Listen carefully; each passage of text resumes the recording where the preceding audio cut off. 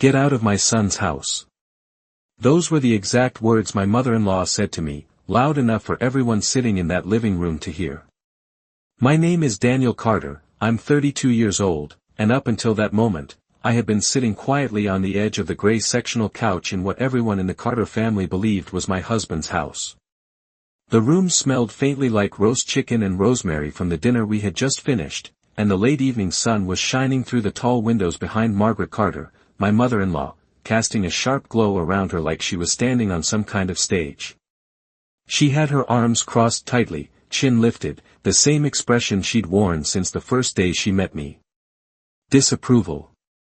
Pure and simple. Around the room were a few other members of Ryan's family, his Aunt Linda in the armchair by the coffee table, his cousin Jake leaning against the kitchen counter with a beer in his hand, and Ryan himself standing awkwardly beside the fireplace like he had stepped into a conversation he couldn't control anymore. No one said a word after Margaret spoke. The entire room just went quiet. I remember the ticking of the wall clock above the television sounding suddenly louder than anything else. Margaret took a slow step toward me, the heels of her shoes clicking against the hardwood floor. I think you heard me, she said, her voice calm but sharp enough to cut glass. You need to pack your things tonight. A few seconds passed. No one moved. Ryan opened his mouth like he was about to say something, then closed it again. I looked around the room and realized something strange in that moment. Everyone there looked at me like I was the outsider. Like I was the guest who had overstayed his welcome. And honestly, that didn't surprise me. Margaret had spent the last year making sure that was exactly how they saw me. From the day Ryan and I got married, she had never hidden the fact that she thought I didn't belong in their family. According to her, I was the guy who had shown up out of nowhere, married her son too quickly, and moved into his house. I had heard the comments before. Little whispers when she thought I wasn't listening. Words like opportunist. Gold. Digger. Freeloader. Margaret had never said those things directly to my face, but she never really needed to. The way she looked at me said everything. And tonight, apparently, she had finally decided to stop pretending. She stopped a few feet away from me and pointed toward the hallway that led to the bedrooms. I'm serious, Daniel, she said. You don't get to live here anymore. Her tone carried the kind of authority people use when they believe they're absolutely right. Like there was no possible way anyone could challenge what she had just said. Aunt Linda shifted uncomfortably in her chair. Jake lowered his beer slowly, clearly unsure if he should stay or quietly disappear. Ryan rubbed the back of his neck and muttered, "Mom, maybe we should talk about this later." But Margaret didn't even look at him. Her eyes stayed locked on me. "No," she said firmly. "We're talking about it now." The silence that followed felt heavier than before. And the strange thing was, I wasn't angry. Not yet. Mostly, I was just curious. Curious because of one very specific thing Margaret had just said. My son's house. She had said it with so much confidence. Like it was a fact everyone in the room already understood. Like there was no room for debate. And technically, I guess that's what everyone there believed. For the past year, the Carter family had operated under one very simple assumption. That Ryan owned this house. Margaret believed it. Aunt Linda believed it. Jake definitely believed it. Even a few of Ryan's friends believed it. The story had spread quickly after Ryan and I moved in together. Ryan bought a beautiful place just outside the city. Ryan really did well for himself. Ryan's house is perfect for starting a family. I had heard those sentences more times than I could count. And every single time, I had just smiled politely and said nothing. Because correcting them would have changed the entire dynamic. And at the time, it didn't seem necessary. But standing there now, watching Margaret glare at me like she was about to evict a stranger from property that belonged to her son, I realized something important. She truly believed what she was saying. In her mind, this confrontation made perfect sense. In her mind, she had every right to throw me out. That realization almost made me laugh. Almost. Margaret took another step closer and gestured toward the front door. "I'm not going to repeat myself again," she said. "You don't live here anymore." I tilted my head slightly and looked at her, studying the certainty in her expression. The confidence. The absolute belief that she was in control of this situation. And right then, I understood something else. Margaret Carter had just made a very big mistake. A mistake she wouldn't fully realize for about 5 more minutes. I slowly stood up from the couch, brushed a small wrinkle out of the sleeve of my blue shirt, and looked around the room one more time at all the people silently waiting to see what I would do next. Then I looked back at Margaret and asked the simplest question I could think of. "Are you sure about that?" Margaret did not answer my question right away. Instead she let out a small laugh, the kind people use when they think someone has just said something ridiculous. She shook her head slowly and looked around the room as if inviting the rest of the family to share the joke with her. "Am I sure?" she repeated, raising her eyebrows. "Daniel, I am absolutely sure." The way she said it carried the confidence of someone who believed the situation was already settled. In her mind this was not an argument. It was a correction. I stood there quietly for a moment, watching the expressions around the room. Aunt Linda looked uncomfortable, the way people look when they are witnessing a family conflict they did not expect to be part of. Jake was staring at the floor now, slowly rolling the bottle in his hands. Ryan still had not moved from his spot by the fireplace. I could see the tension in his shoulders. He hated confrontation. Always had. But the truth was, none of this had really started tonight. The moment in that living room was just the result of something that had been building for a long time. Margaret Carter had disliked me from the very beginning. I remember the first time Ryan introduced us.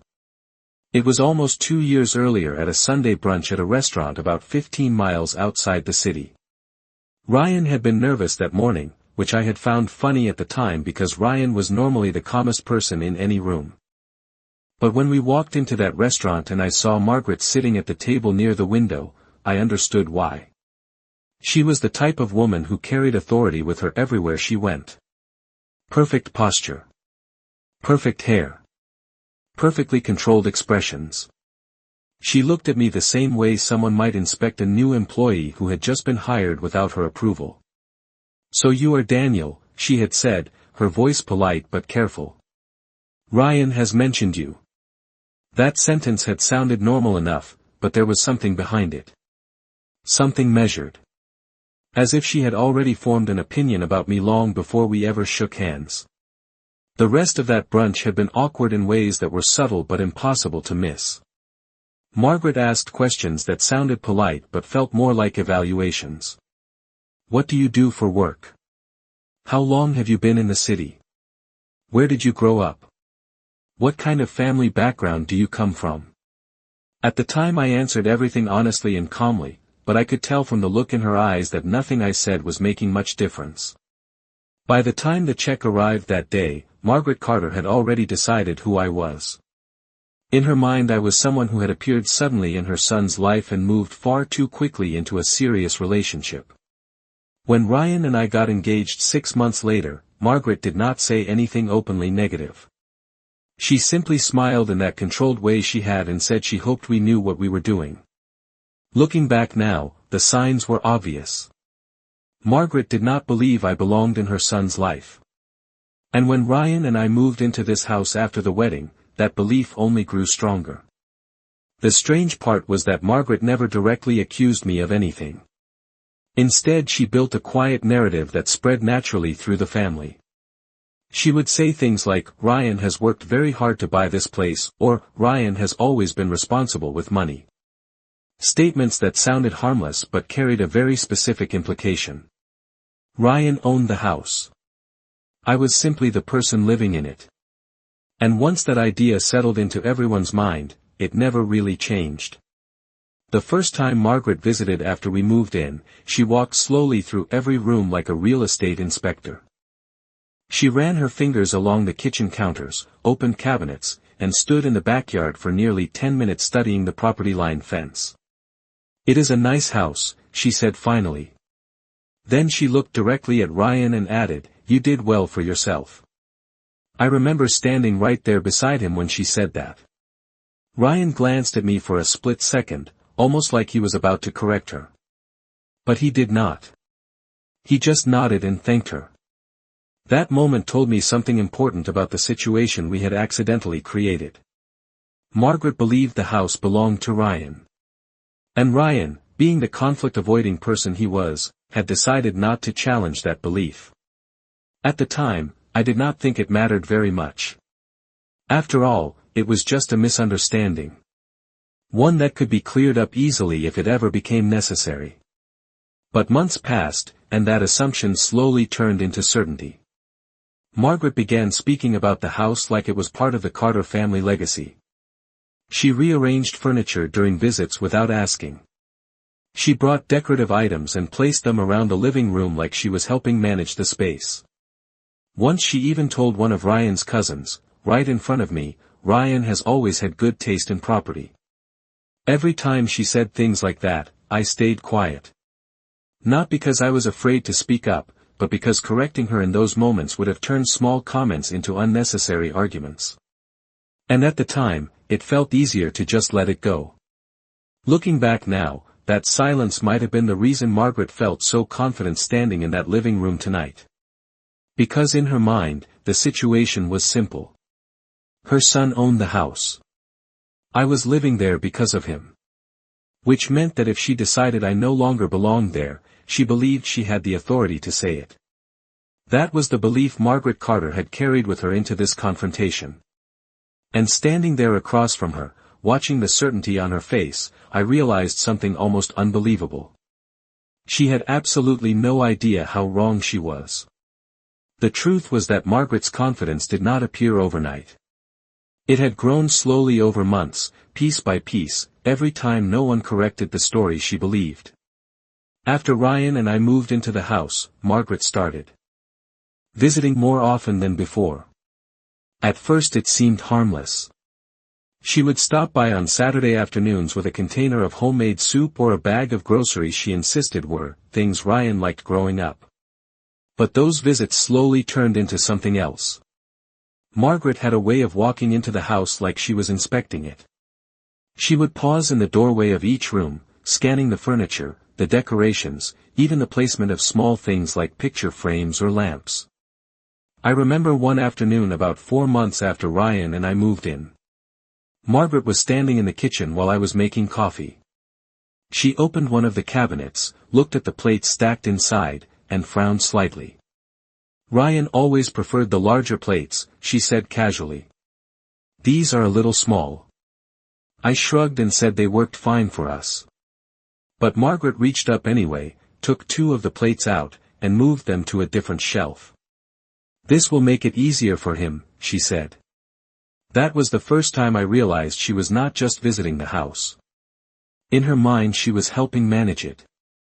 At first I told myself it was just a mother being involved in her son's life. But over time the pattern became clearer. Margaret rearranged things constantly. She moved chairs in the living room because she thought the seating arrangement did not flow properly. She replaced the hand towels in the guest bathroom with ones she brought from home because she said the colors matched the walls better. One afternoon she even showed up with a new welcome mat and placed it outside the front door without asking. Each time she did something like that she would explain it with the same tone of quiet authority. "Ryan will appreciate this." Or sometimes, "Ryan has always liked things this way." The interesting part was that she rarely spoke to me directly about these decisions. Instead she talked around me, as if I were just another visitor in the house rather than someone who actually lived there. Ryan noticed it too, of course. A few times after Margaret left, he would apologize. "She means well," he said once while we were putting the living room back the way we liked it. "She just likes to feel involved." I believed him, at least at first. But the situation kept evolving. Margaret began referring to the house as Ryan's place whenever she spoke about it. At family gatherings she would say things like, "Ryan bought a beautiful home just outside the city." Or, "Ryan worked very hard to afford that property." The first time I heard her say that was at a barbecue at her sister's house. Someone asked Ryan how long he had been living there, and before he could answer Margaret stepped in. "About a year now," she said proudly. "He found the place himself." I remember standing beside the grill holding a paper plate, listening to that conversation unfold like I was hearing a strange version of reality that had nothing to do with the truth. Ryan gave me another one of those quick looks, the kind that said he knew something was not quite right about the story being told. But once again he did not interrupt. And that moment changed something in the way the entire family saw our living situation. From then on, the narrative became fixed. Ryan was the homeowner. I was simply the person living there with him. Margaret leaned into that idea more and more with every passing month. She started giving Ryan advice about maintaining the property. She told him he should consider repainting the exterior within the next few years to protect the wood siding. She recommended trimming the large maple tree in the backyard before winter so the branches would not hang too close to the roof. Once she even handed him the business card of a landscaper and said, "You should call this company if you want to keep the yard looking nice." Ryan listened politely every time, nodding and thanking her even when he had no intention of following those suggestions. I stayed quiet through all of it. Not because I was intimidated by Margaret, but because correcting her in front of everyone would have created a scene that felt unnecessary. In my mind the misunderstanding would eventually correct itself naturally. At some point the truth would come out in a casual conversation and everyone would simply adjust their assumptions. But that moment never came. Instead Margaret's belief continued to grow stronger. She started treating the house like it was an extension of her authority as Ryan's mother. During one visit she even commented on the guest room we had turned into a small home office. She stood in the doorway studying the desk and computer setup before saying, "This room used to be perfect for guests when Ryan first showed me the house." That comment stuck with me because of the way she phrased it. Ryan first showed me the house. As if the place had always belonged to him. As if I had simply arrived later. That was the version of the story Margaret carried in her mind. And over time she became more comfortable acting on that belief. She began giving instructions instead of suggestions. She once told me I should keep the front porch lights on later in the evening because it made the house look more welcoming. Another time she mentioned that the living room curtains should probably stay open during the day so people could see how nice the interior looked. None of these comments were aggressive on their own, but together they created a very clear pattern. Margaret saw herself as someone who had the right to make decisions about this house. And the more no one challenged that assumption, the more natural it felt to her. By the time we reached the evening of that family dinner, Margaret had spent an entire year believing she understood exactly who owned the house and who did not. So when she stood there in the living room telling me to pack my things and leave, she did not see herself as overstepping. In her mind she was simply enforcing a boundary inside her son's home. That belief was the foundation of her confidence. And the reason she was about to experience the most uncomfortable realization of her entire evening. That dinner had not been a random gathering. Looking back, the signs were there long before anyone sat down at the table. Earlier that afternoon Margaret had called Ryan and said she wanted to bring dinner over for everyone. She said it would be nice to have a family evening together. At the time that sounded harmless. Margaret had done that before. But there was something slightly different about the way she spoke that day, something more formal in her tone, like she had already decided something important before she even arrived. Around 6 o'clock that evening she pulled into the driveway with 2 casserole dishes and a bag of fresh bread from the bakery down the street. Aunt Linda and Jake arrived about 10 minutes later. Ryan greeted everyone at the door while I helped bring the food into the kitchen. Margaret moved through the house like she always did, scanning the living room, glancing at the dining table, adjusting one of the chairs slightly before sitting down. Dinner itself started quietly enough.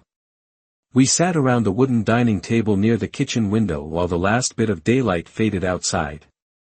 Margaret talked about her garden for a few minutes, explaining how the tomatoes were finally starting to grow after a slow start in the spring. Aunt Linda mentioned a neighborhood event coming up the following weekend. Jake talked about a project he was working on at his job. The conversation stayed light and polite, the way family dinners usually do when everyone is trying to avoid tension. But I noticed something subtle about Margaret that evening. She was watching me more closely than usual. Not in an obvious way, but every so often I would catch her glancing in my direction, studying my reactions to the conversation around the table. It was the kind of look someone gives when they are waiting for the right moment to say something important. About halfway through the meal, Margaret set down her fork and took a sip of water. Then she leaned back slightly in her chair and looked around the table at everyone. The conversation faded almost immediately. Even before she spoke, the shift in the room was noticeable. "I have been thinking about something," Margaret said calmly. Ryan looked up from his plate. "About what?" he asked. Margaret folded her hands together on the table in front of her. "About the living situation here." Those 4 words changed the entire atmosphere of the room. Aunt Linda stopped cutting her chicken. Jake slowly lowered his fork.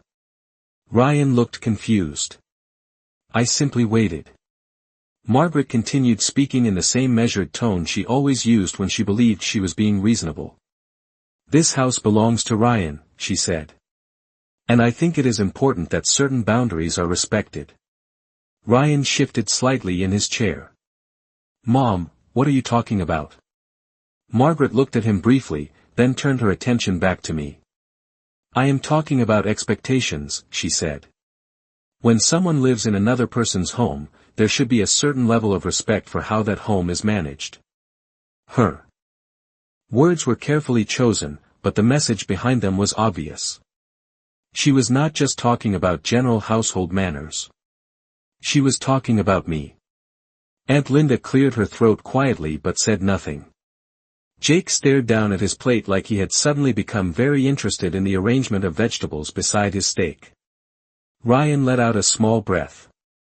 "Mom, Daniel and I managed the house together," he said. Margaret shook her head gently, almost like she was correcting a child who had misunderstood something simple. "Ryan, I know you are trying to be polite," she said. "But we both know you are the one who owns this house." That sentence hung in the air above the table. It was the same assumption Margaret had repeated for months, but this was the first time she had stated it so clearly in front of everyone. Ryan opened his mouth again, then hesitated. I could see the moment he considered correcting her. But once again he chose the easier path. "Mom, it is not really that simple," he said carefully. Margaret waved her hand dismissively. "Of course it is simple," she replied. Then she looked directly at me. "And that is why I think it is time we clarify something tonight." The room felt smaller suddenly, like the walls had moved a few inches closer to the table. Margaret continued speaking in the calm, deliberate tone of someone who believed she was solving a problem. "Daniel, I have tried very hard to be welcoming since you joined this family," she said. "But there are certain things that have been bothering me for a while." I stayed quiet, letting her finish. "For example," she continued, "the way decisions are made in this house." She gestured around the room lightly.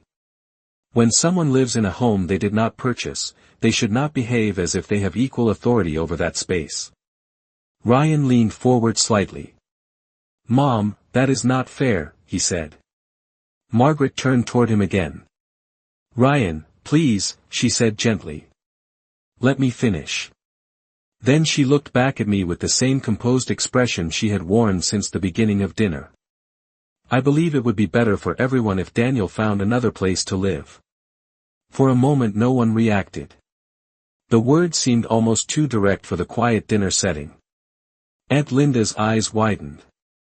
Slightly. Jake looked up from his plate for the first time in several minutes. Ryan stared at his mother in disbelief. But Margaret continued speaking as if she had just suggested rearranging furniture in the living room. "It does not have to be immediate," she added calmly. But I think it would be healthier for the family dynamic if the ownership of this house was properly respected. Then she turned to Ryan and gave him a small approving nod. After all, she said, it is your home. And sitting there at that table, listening to Margaret confidently build her entire argument on that single assumption, I realized that tonight was not just another family dinner. Tonight was the moment her misunderstanding had finally reached its breaking point. For a few seconds after Margaret finished speaking, the entire dining room went completely silent. The only sound was the faint hum of the refrigerator from the kitchen and the quiet ticking of the wall clock above the stove. Ryan looked like someone had just dropped him into the middle of a conversation he did not understand. "Mom," he said slowly, "you cannot be serious." Margaret did not raise her voice or change her expression. If anything, she looked calmer than before, like someone who had finally said what she had been thinking for a long time. "I am very serious," she replied. "I have been patient about this situation for months." Aunt Linda shifted uncomfortably in her chair and glanced toward me, then back at Margaret. Jake leaned back slightly, clearly realizing that this dinner had just turned into something far more awkward than he expected. Ryan ran his hand through his hair. "You cannot just tell Daniel to move out," he said. Margaret lifted one eyebrow slightly, the way she always did when she believed someone was missing an obvious point. "Ryan," she said gently, "this is your house. You have the right to decide who lives here." She turned her gaze back toward me again, that same calm but firm look on her face. "And I believe it would be best if Daniel found somewhere else to stay." I could feel every set of eyes at the table shift toward me in that moment. No one spoke. Everyone was waiting to see how I would respond. And the strange thing was, I still was not angry. If anything, the whole situation felt almost surreal. Margaret was delivering her argument with complete confidence, building every sentence on the same assumption she had carried for over a year. Ryan owns the house. Daniel is simply living there because of Ryan. That assumption was the entire foundation of her position. Without it, everything she was saying would collapse instantly. But Margaret did not know that yet. Ryan looked at me nervously. "Daniel, say something," he said quietly. I set my fork down on the plate and wiped my hands slowly with the napkin beside me. "Margaret," I said calmly, "can I ask you something?" She folded her arms and leaned back in her chair slightly. "Of course," she replied. "Why do you believe Ryan owns this house?" The question seemed to surprise her. She blinked once, then gave a small laugh like the answer should have been obvious. "Because he told me he was looking for a house before you two moved in together," she said. "And because he moved here first." She gestured lightly around the room. "This place clearly belongs to him." Ryan shifted in his chair again, clearly uncomfortable. "Mom, it is not exactly like that," he said. Margaret waved her hand dismissively. "Ryan, please," she said. "You do not need to be modest about it." Then she turned her attention back to me with that same confident expression. "The point is simple. Ryan bought this house. And when someone owns a property, they have the right to decide who lives there." Aunt Linda quietly set down her glass of water and stared at the table. Jake rubbed the back of his neck and looked toward the kitchen like he was calculating how quickly he could disappear from the room. Ryan sighed. "Mom, you are making this more complicated than it needs to be," he said. Margaret shook her head again. "No, Ryan. I am making it simpler. This house belongs to you. And I believe it is time that was respected." She leaned forward slightly and looked directly at me again. "So I am asking you politely to start making arrangements to move out." Her voice was still calm, but the finality in her tone was unmistakable. In her mind this conversation was already over. She believed she had stated a reasonable request, and now she expected it to be accepted. I leaned back slightly in my chair and studied her expression for a moment. The certainty was still there. The confidence. The complete lack of doubt. Margaret Carter truly believed she was standing on solid ground. I glanced briefly at Ryan, who looked like he wanted the entire evening to disappear. Then I looked back at Margaret. "Are you sure that is what you want to say?" I asked quietly. She frowned slightly, confused by the question. "What do you mean?" she asked. I folded my hands together on the table. "I mean," I said calmly, "are you absolutely certain that Ryan owns this house?" Margaret's expression hardened a little, as if she was beginning to lose patience with what she saw as a pointless argument. "Daniel," she said, "I am not interested in playing word games." She gestured toward the hallway leading to the bedrooms. "You have lived here long enough to know how things work." Then she leaned forward slightly and spoke with complete certainty. "Ryan owns this house. And if he decides that you should not live here anymore, that is his right." Ryan looked like he was about to interrupt again, but I raised one hand slightly to stop him. Not because I was upset with him, but because I realized something important in that moment. Margaret had just committed fully to her assumption. She had said it clearly. Repeated it. Built her entire argument on it in front of everyone at the table. And that meant something very interesting was about to happen. Because if Margaret believed the house belonged to Ryan, then she had absolutely no idea what was about to prove her wrong. Margaret's last sentence hung in the air like a statement carved in stone. "Ryan owns this house. And if he decides that you should not live here anymore, that is his right." She leaned back in her chair with quiet satisfaction, as if she had just delivered the final word in a debate that no longer needed discussion. Around the table no one moved. Aunt Linda stared down at the tablecloth, slowly folding the corner of her napkin between her fingers. Jake shifted his weight in his chair and glanced toward the hallway like he was considering whether leaving the room would be socially acceptable. Ryan looked exhausted already, like someone caught between two sides of a situation he never wanted to exist in the first place. I sat there for a moment, studying Margaret's face. The confidence was still there, completely unshaken.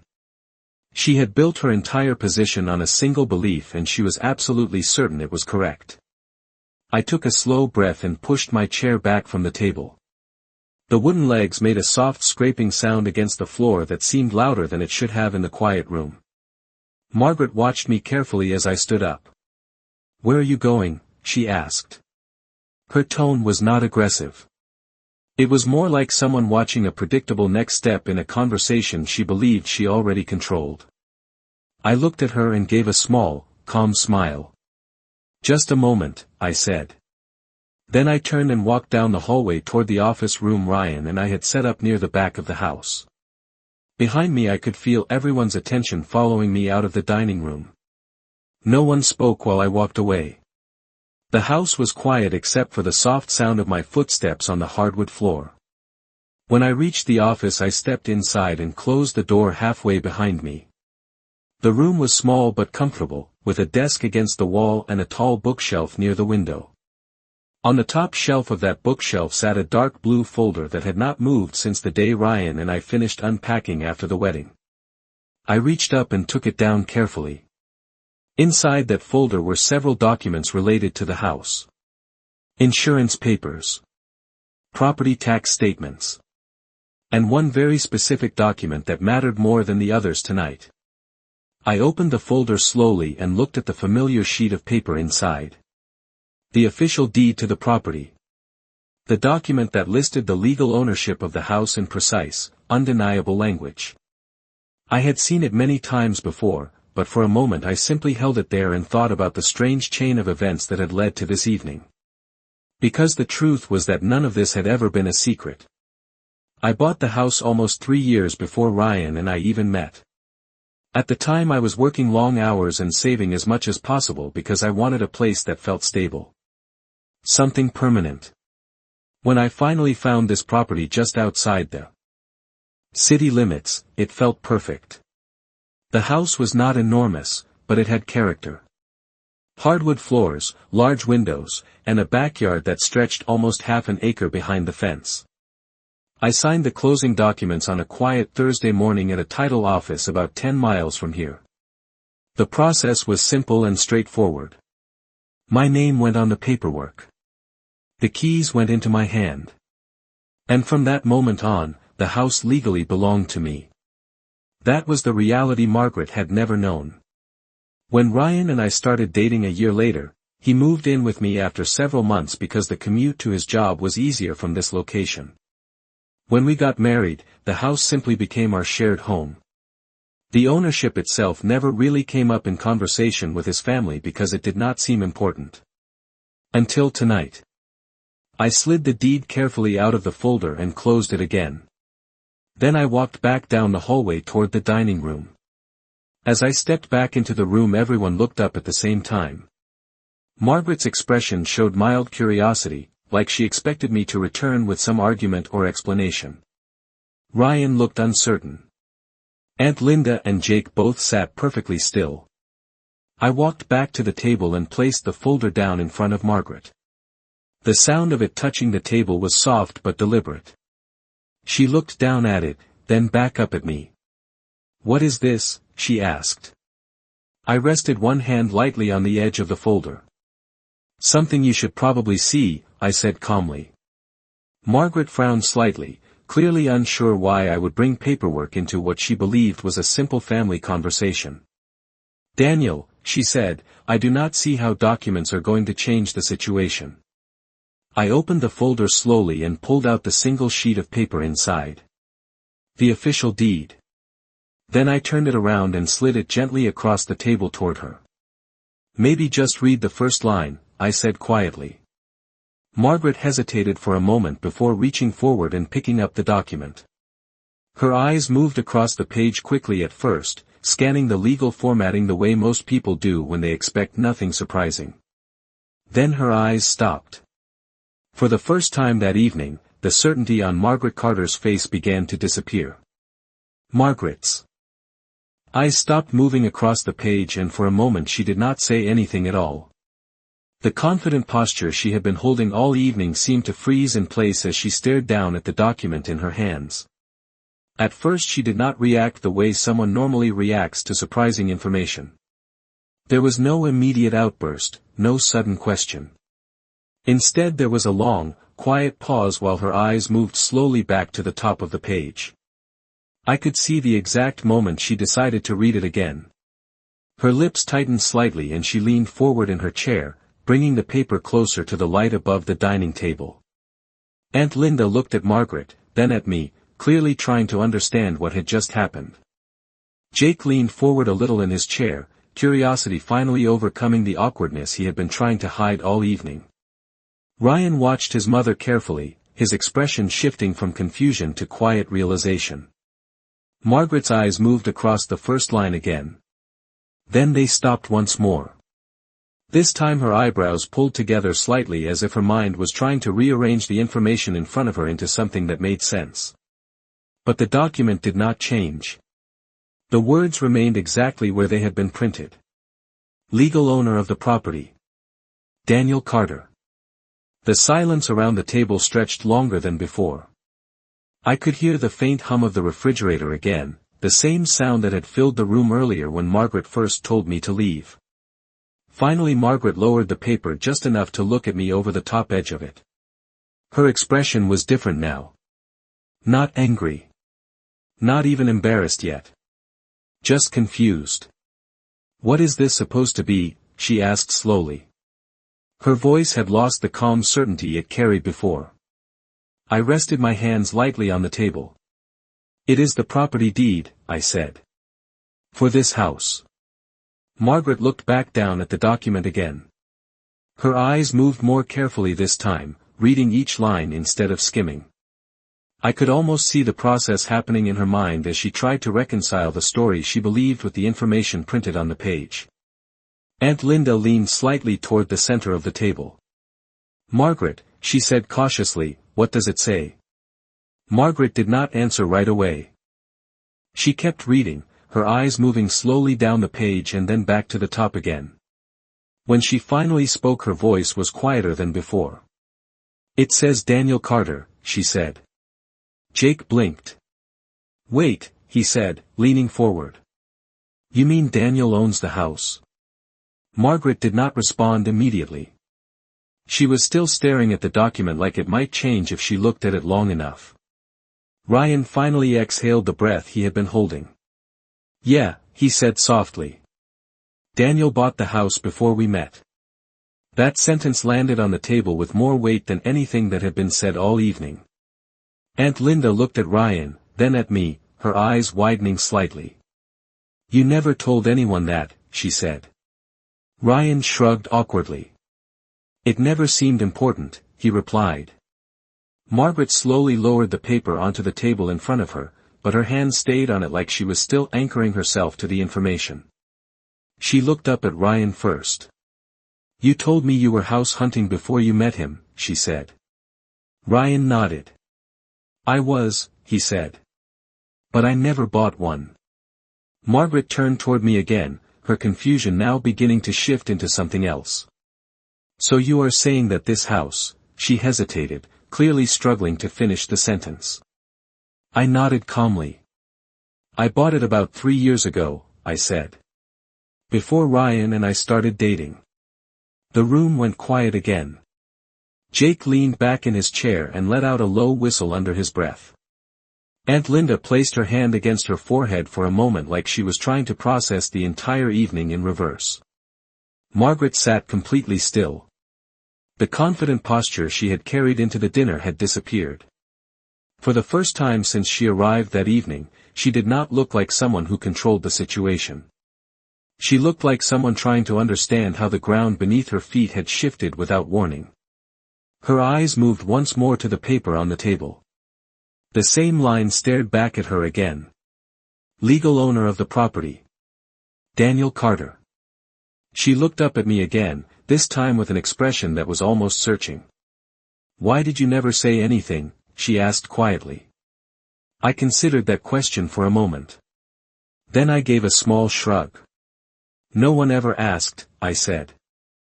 That answer seemed to land even harder than the document itself.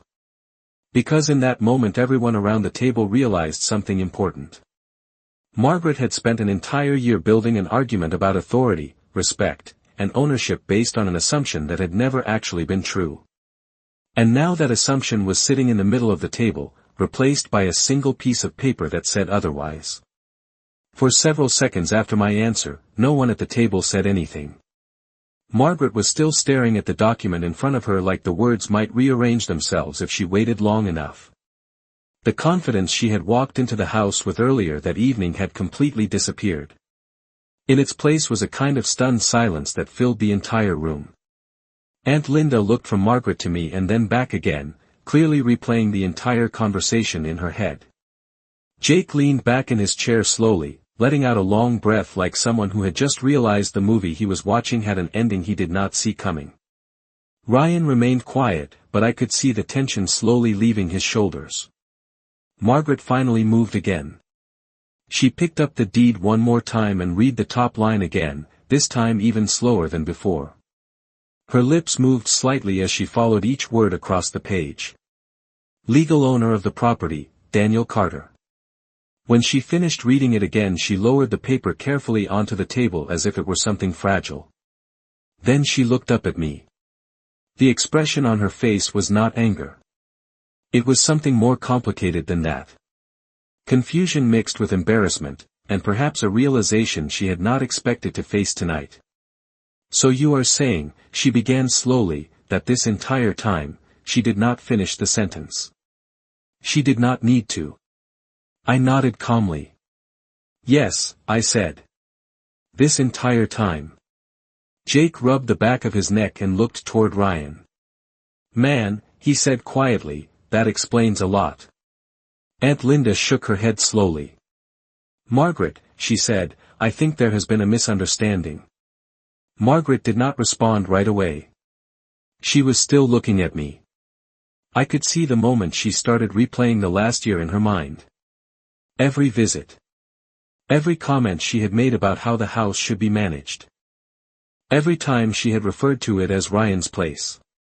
Every time she had assumed she understood the situation better than anyone else in the room. That realization was settling in slowly now, like someone waking up from a dream and realizing the world around them is not the one they thought they were in. Ryan cleared his throat gently. "Mom," he said, "I tried to tell you earlier that it was not that simple." Margaret turned toward him immediately. "You never told me Daniel owned the house," she said. Ryan shrugged slightly. "You never asked," he replied. That answer seemed to land just as heavily as mine had a few minutes earlier. Margaret leaned back in her chair and folded her hands together on the table. The posture she took now was very different from the one she had used earlier when she was confidently explaining why I should move out. Now she looked like someone trying to regain balance after discovering the ground had shifted under her feet. "I assumed," she said quietly. Aunt Linda gave a small sigh. "That happens sometimes," she replied gently. Jake leaned forward again and looked at the document on the table. "So Daniel bought this place 3 years ago?" he asked. I nodded. "Just over 3 years now." Jake whistled softly again. "Half-acre yard, nice neighborhood, big windows," he said. "That is a pretty solid purchase." Ryan gave a small smile at that. "It was a good find," he said. Margaret remained quiet. Her eyes moved slowly across the room, taking in the living room beyond the dining table, the kitchen counters, the familiar layout of the house she had visited so many times before. But now she was seeing it differently. The same walls. The same furniture. The same floor beneath her chair. Only the understanding behind it had changed. Finally she looked back at me. "Daniel," she said carefully, "I did not realize." Her voice was softer now. Not defensive. Just quieter. I nodded slightly. "I understand," I said. And I meant it. Because the truth was that Margaret had not acted the way she did out of pure hostility. She had acted out of certainty. The certainty that came from believing she understood the situation completely. The problem was that the situation she believed in had never actually existed. Margaret looked down at the deed again, then slowly slid it back across the table toward me. "I suppose," she said after a moment, "that changes things." Ryan leaned back in his chair and exhaled again. Aunt Linda gave a small, relieved smile. Jake shook his head slightly as if the entire evening had turned into a story he would be telling for years. I picked up the document and placed it back inside the folder. Then I rested my hands on the table again and looked at Margaret. The room was quiet once more, but it was a very different kind of silence than the one that had filled the house earlier that evening when she first told me to leave. Because now everyone in the room understood something Margaret had not known when the night began. No one was kicking anyone out of this house. Margaret's words lingered in the quiet air after she said that it changed things. For a moment no one at the table moved. The tension that had filled the room earlier had not completely disappeared, but it had shifted into something calmer, something more reflective. Margaret sat back in her chair and looked around the dining room again, but this time her gaze was different. Earlier that evening she had looked at everything with the confidence of someone who believed she understood exactly how the household worked. Now she looked at the same walls, the same furniture, and the same table with a kind of thoughtful hesitation, as if she were seeing the place for the first time through a completely different lens. Ryan leaned forward slightly and rested his elbows on the table. "Mom," he said gently, "Daniel and I never tried to hide anything. It just never really came up." Margaret nodded slowly, though it was clear she was still processing the entire situation. "I see that now," she said quietly. Aunt Linda gave Margaret a sympathetic look. "It is easy to assume things when you believe you already understand the story," she said. Jake chuckled softly under his breath and shook his head. "Well," he said, "this is definitely not the direction I thought this dinner was going to take." His comment broke the tension just enough for a few small smiles to appear around the table. Even Margaret's expression softened slightly. I closed the folder containing the deed and set it gently beside my plate. The moment did not feel like a victory. It felt more like the end of a misunderstanding that had quietly grown for far too long. Margaret watched me for a moment before speaking again. Daniel, she said, I want you to understand something. Her tone was calm, and there was none of the sharp authority that had filled her voice earlier in the evening. When I spoke earlier, I believed I was protecting my son. Ryan gave a small sigh and leaned back in his chair. Mom, you do not have to protect me from Daniel, he said. Margaret nodded. I realize that now, she replied. Then she looked back at me. But I should not have assumed things about you or this house without asking first. Her words were simple, but they carried a sincerity that had been missing earlier. I nodded once in acknowledgement. Thank you for saying that, I said. Aunt Linda reached for her glass of water and took a sip before setting it back down. Well, she said lightly, now that the mystery of the house is solved, perhaps we can finish dinner before the food gets completely cold. Jake laughed at that and picked up his fork again. I agree with that plan, he said. Ryan smiled slightly and looked around the table. The tension that had dominated the evening was finally beginning to dissolve into something much more ordinary. Margaret looked down at her plate for a moment, then back up again. Daniel, she said after a brief pause, I suppose I owe you an apology. The room became quiet again, though this silence was far more comfortable than the one that had filled the house earlier. You invited us into your home, she continued, and I spoke as if I had the authority to decide who belonged here. I shook my head gently. We all misunderstood something tonight, I said. The important part is that it is clear now. Margaret nodded once more. For the first time since the dinner began, she allowed herself a small smile. It was not the confident smile she had worn earlier when she believed she was right about everything. It was a quieter smile, the kind people show when they have learned something unexpected about the situation they are in. Ryan looked relieved as he picked up his glass and took a drink of water. Jake leaned back in his chair again, clearly enjoying the much lighter atmosphere.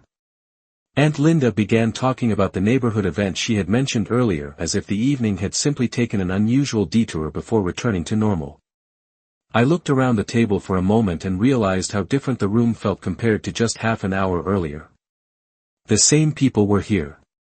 The same house surrounded us. But the understanding between everyone had shifted in a way that made the entire evening feel strangely meaningful. Margaret eventually stood up and began collecting a few of the empty plates from the table. I can help with that, I said as I stood as well. She paused for a second before handing one of the plates to me. Thank you, she replied. There was a quiet respect in the exchange that had not existed before. As we walked toward the kitchen together, Ryan and the others continued talking behind us. The evening had finally settled into something that felt normal again. Later that night, after everyone had finished dessert and the conversation had turned to lighter topics, Margaret prepared to leave. She stopped at the front door and turned back toward me one more time. Daniel, she said, you have a beautiful home. I smiled slightly and nodded. Thank you, I said. She gave a small, thoughtful nod in return before stepping outside into the cool evening air. When the door closed behind her, Ryan let out a long breath and looked at me with a half-amused expression. Well, he said, that escalated quickly. I laughed quietly. Yes, I replied, glancing around the living room that had been the center of the entire misunderstanding. But at least now everyone knows whose house it actually is. And from that night forward, Margaret Carter never again questioned whether I belonged there.